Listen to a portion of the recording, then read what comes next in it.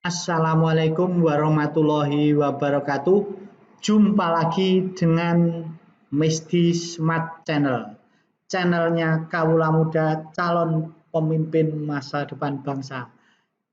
Channel yang keren, informatif, inspiratif, dan solutif. Oke, Kawula Muda yang saya banggakan, hari ini kita akan membahas Uber lagi, ulasan berita, judulnya tambahan materi ujian pada SBMPTN tahun 2022. Mari kita ikuti bersama. Jadi penerimaan mahasiswa baru perguruan tinggi negeri tahun 2022 sudah dirilis secara resmi dan langsung disampaikan oleh Ketua Pelaksana LTMPT Profesor Dr. Budi Prastyo Widyobroto pada dilaksanakan tanggal 11 Desember 2021. Ini sosialisasi dilaksanakan kepada Bapak Ibu Kepala Sekolah seluruh Indonesia, kemudian Kepala Dinas seluruh Indonesia, Kepala Kanwil Kemenak seluruh Indonesia, dan sekolah Indonesia yang akan di luar negeri juga mengikuti. Dan tanggal 12-nya ini disosialisasi secara daring ya, bagi media massa dan humas perguruan tinggi negeri, dan saya juga mengikuti aktif di sosialisasi tersebut lewat yang disiarkan lewat channel YouTube.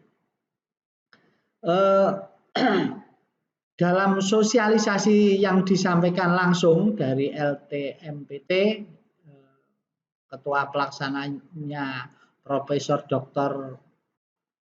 yang sudah saya sebutkan tadi, bahwa penerimaan mahasiswa baru perguruan tinggi negeri tahun 2022 ini dilakukan tetap dengan 3 jalur.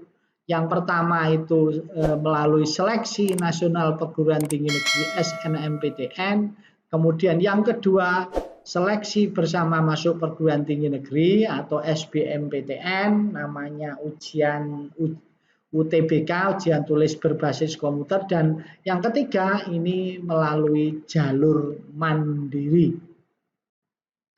Nah, yang juga disampaikan bahwa UTBK, ujian tulis berbasis komputer SBMPTN 2022 itu diikuti ada 126 institusi. Itu terdiri dari institut perguruan tinggi, politeknik, perguruan tinggi keagamaan Islam negeri atau PTKIN, dan universitas-universitas yang mempunyai program D4. UTBK ini tetap dilaksanakan di 74 pusat UTBK di seluruh Indonesia, dan Anda silahkan nanti calon peserta UTBK SBMPTN 2022 silahkan memilih di mana tempat terdekatnya dengan lokasi atau tempat tinggal saudara.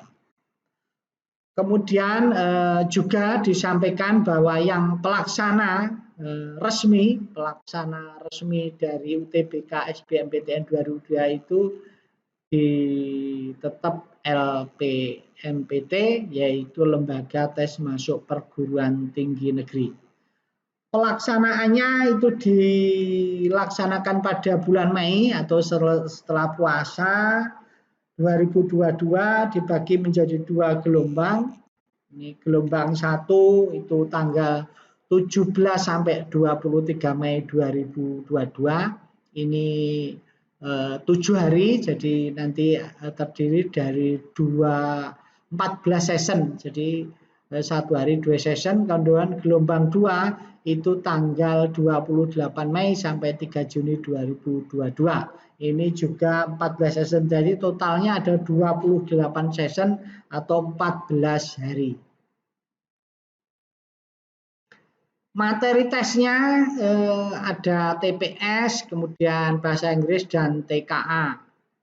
Metode tesnya tadi sudah disebutkan, ujian tulis berbasis komputer atau UTBK yang sudah sangat friendly. Kemudian kelompok ujiannya masih sama, ada saintek, kemudian sosum, dan campuran.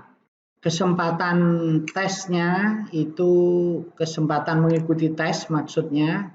Setiap peserta hanya diperbolehkan mengikuti 1 kali saja, jadi tidak boleh 2 kali tapi 1 kali. Kemudian hasil tesnya tiap-tiap peserta itu akan diberikan hasil tes. Tentu saja ini setelah pelaksanaan baru diberikan. Kemudian yang perlu dicermati dari informasi tersebut adalah pelaksanaan UTBK SBMTN tahun 2022 adalah adanya materi tambahan atau ditambahi tidak sama dengan tahun yang lalu. Tapi ini lebih futuristik dan LTMPT hanya kemarin kan hanya menggunakan tes potensi skolastik, TPS dan tes kemampuan akademik, tapi di tahun 2022 ini sesuai dengan hasil sosialisasi daring dan juga informasi dari ketua pelaksana LTMPT itu ditambah tes bahasa Inggris.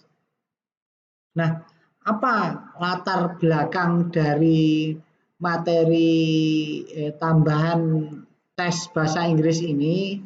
Ternyata ini adalah berdasarkan hasil dari usulan dari beberapa rektor, dari para rektor perguruan tinggi yang menilai bahwa kemampuan berbahasa Inggris atau kemampuan bahasa Inggris itu sangat mendukung dalam menyelesaikan pendidikan di perguruan tinggi. Untuk itu ya wajar dan saya pun ketika mengikuti ujian tes S2 kemarin juga harus ada tes bahasa Inggrisnya, bahkan wajib TOEFL minim 450 dan S3 pun juga ada tes bahasa Inggrisnya, ini juga TOEFL dan ini wajib. Artinya apa wajib? Ketika nanti mau lulus, ketika TOEFL-nya itu belum 450 nanti juga harus dites. Bisa dites di perguruan tinggi setempat atau ke lembaga tes luar independen. Kemudian keuntungannya bagi di sertifikat itu, di sertifikat nanti materi bahasa Inggris, tes bahasa Inggris nanti nilainya akan muncul. Dan apakah bagaimana bahasa Inggris ini apakah juga mempengaruhi terhadap hasil seleksi? Jelas mempengaruhi karena nilai ini juga akan dikonversi dengan nilai yang lain. Sedangkan pembobotannya itu sesuai dengan penjelasan dari ketua pelaksana LTMPT itu memang menjadi rahasia panitia karena itu memang kemarin sempat dijelaskan ada dari peserta sosialisasi yang bertanya tetapi dijelaskan secara bijak oleh ketua LTMPT bahwa itu adalah rahasia panitia.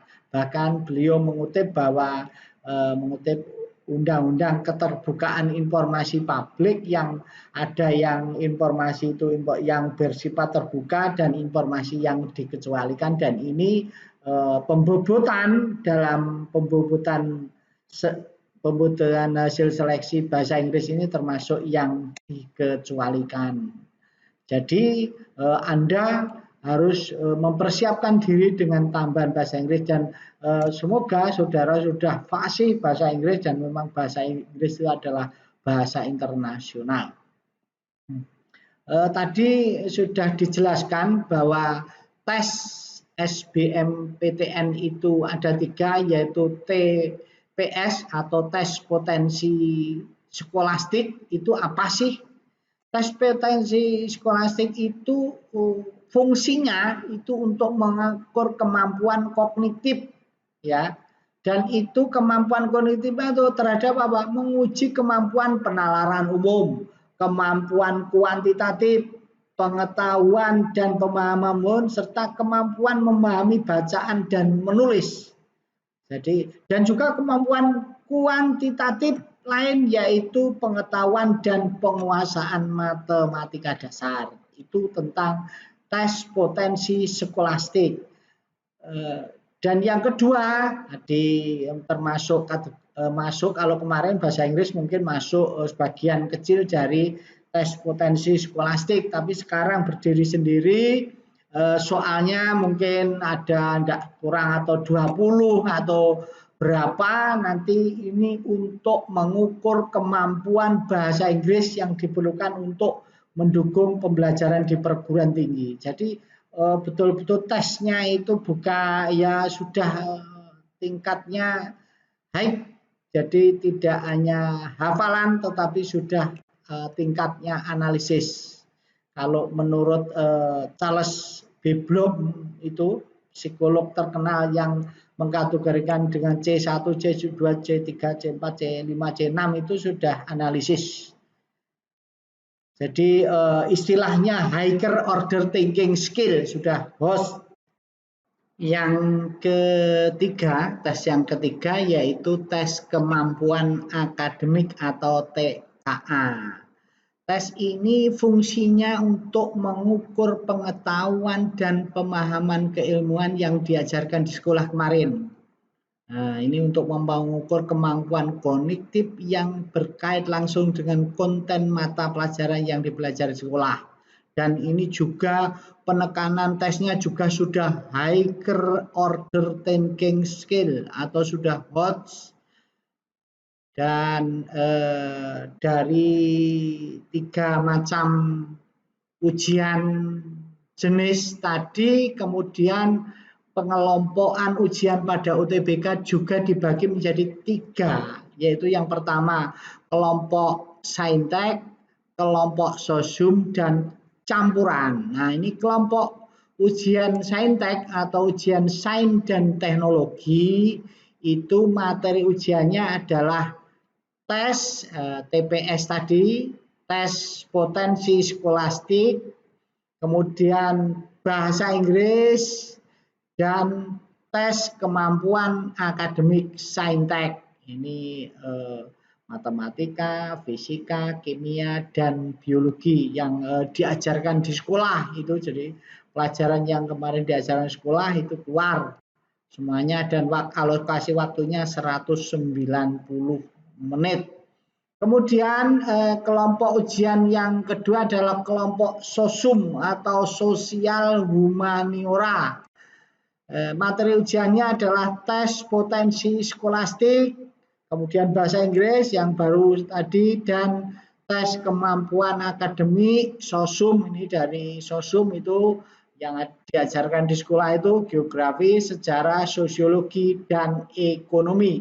Ini alokasi waktunya juga 195 menit.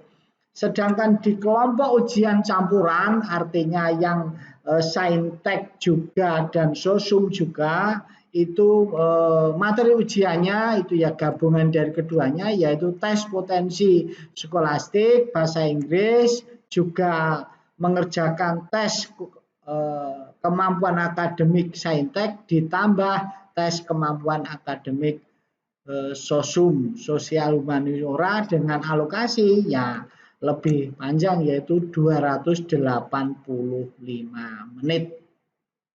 Begitu kaula muda, ya, calon peserta SBMPTN yang akan berjuang dan masih ada waktu agar Anda mempersiapkan diri sebaik-baiknya, bahwa hikmah atau manfaat dari penambahan ujian bahasa Inggris yang Anda ketahui sejak saat ini, itu Anda harus segera untuk bergerak mempersiapkan diri sebaik-baiknya. Dan bagi Anda yang mungkin sangat senang, sangat paham bahasa Inggris maupun yang mungkin tidak senang, Anda juga harus mengikuti. Itu adalah yang harus Anda lalui. Maka itu Anda harus mulai saat ini harus I love you full terhadap bahasa Inggris.